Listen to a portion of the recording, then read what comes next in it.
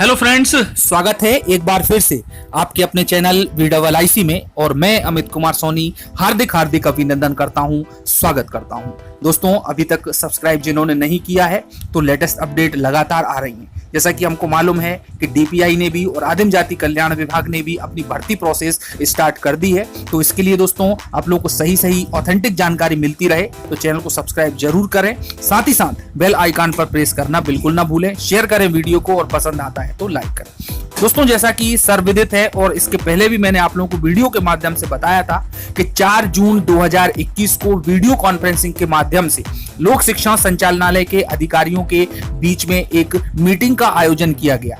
इस मीटिंग में जो पूर्व में सत्यापन किया जा चुका है अभ्यर्थियों का और उसमें जो भी त्रुटियां निकल करके आई हैं, चाहे वो त्रुटियां होल्ड प्रकरण से संबंधित हो, रिजेक्शन से संबंधित हो, अतिथि शिक्षकों की BEd डिग्री से संबंधित हो या फिर एलाइड सब्जेक्ट से संबंधित हो और भी कई अन्य सारे, जैसा कि जाति प्रमाण पत्र एटसेट्रा एटसेट्रा।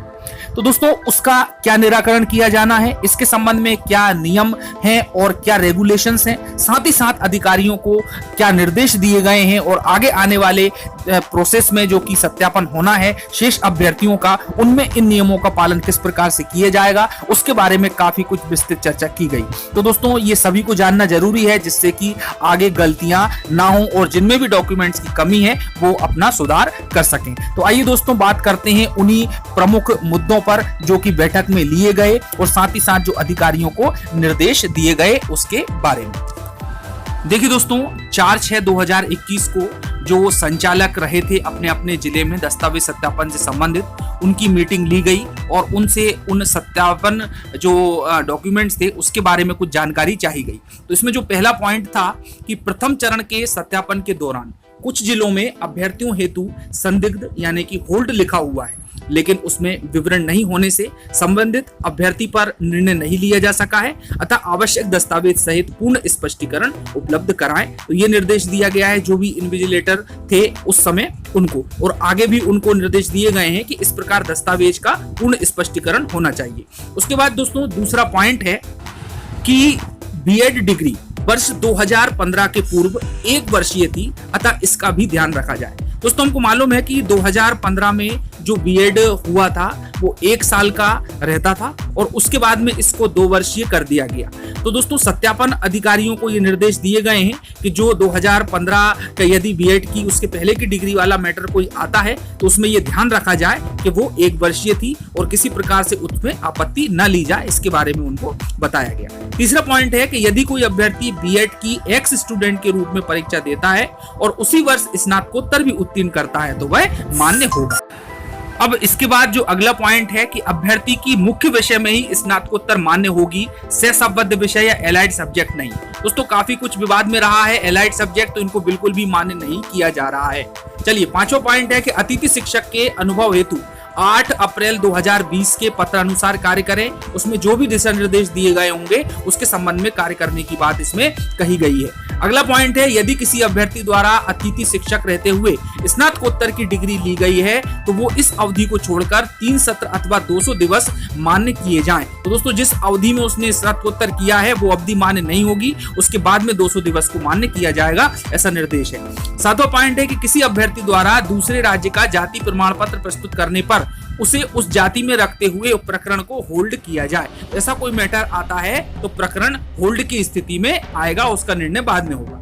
8वां है कि होल्ड प्रकरणों के दस्तावेज भेजते समय साफ स्वच्छ पठनीय एवं प्रमाणित फोटोकॉपी भेजी जानी चाहिए कि जो भी होल्ड प्रकरण है बिल्कुल स्पष्ट हो, साफ हो और स्वच्छ हो। अब दोस्तों, जो निर्देश दिया गया है वो है कि दिनांक 7 जून 2021, जैसा कि हमको मालूम है इस डेट से वेरिफिकेशन स्टार्ट किया जा रहा है।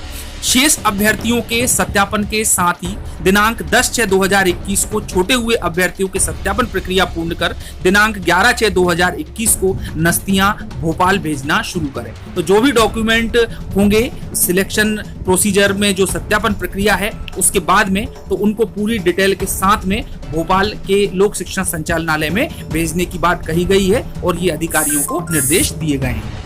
नेक्स्ट है कि समस्त पावती पर ऑपरेटर एवं सत्यापन अधिकारी के हस्ताक्षर सुनिश्चित करें। देख लें कि जो भी डॉक्यूमेंट भेज रहे हैं उस पर जो सक्षम अधिकारी है उसके सिग्नेचर है या नहीं, इसके बारे में बात है। उसका अगला पॉइंट है कि जम्मू कश्मीर से स्नातक एवं स्नातकोत्तर की डिग्री यूजीसी से तो मान्य है, लेकिन एनसीटीई पर नहीं। ऐसे प्रकरणों को होल्ड पर रखना है। तो ये जम्मू कश्मीर वालों के लिए जो नियम बनाया है, जो आउटर है एमपी के, उसके संबंध में। अगला पॉइंट है कि ऑनलाइन दिखने वाले दस्तावेज ही मान्य होंगे। दोस्तों बहुत ही महत्वपूर्ण है, इसको ध्यान रखें आप कि इसके अतिरिक्त अन्य कोई भी दस्तावेजों का सत्यापन नहीं किया जाएगा।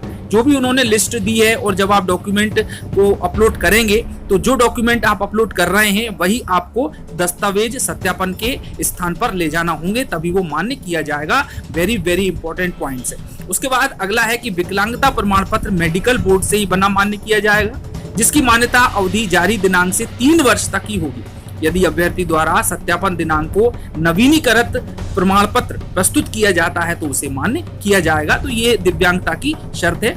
उक्त बिंदुओं के आधार पर पूरी कार्यवाही सुनिश्चित करते हुए 7/6/2021 से सत्यापन प्रक्रिया को प्रारंभ किया जाना सुनिश्चित करें। तो दोस्तों ये डीपीआई में जो अधिकारी हैं उनको निर्देश दिए गए ताकि आगे से किसी प्रकार की त्रुटि ना हो, और जो भी प्रकरण होल्ड में आ रहे हैं, रिजेक्ट में आ रहे हैं, वो नियम के अनुसार ही काम करें। तो ये अभ्यर्थियों के लिए भी बहुत ही आवश्यक सूचना है, और साथ ही अधिकारियों के लिए भी ये निर्देश हैं बीएनएमओ के रेगुलेशंस के। तो दोस्तों मिलते हैं अगले वीडियो में। चैनल को सब्सक्राइब जरूर कर लें। धन्यवाद।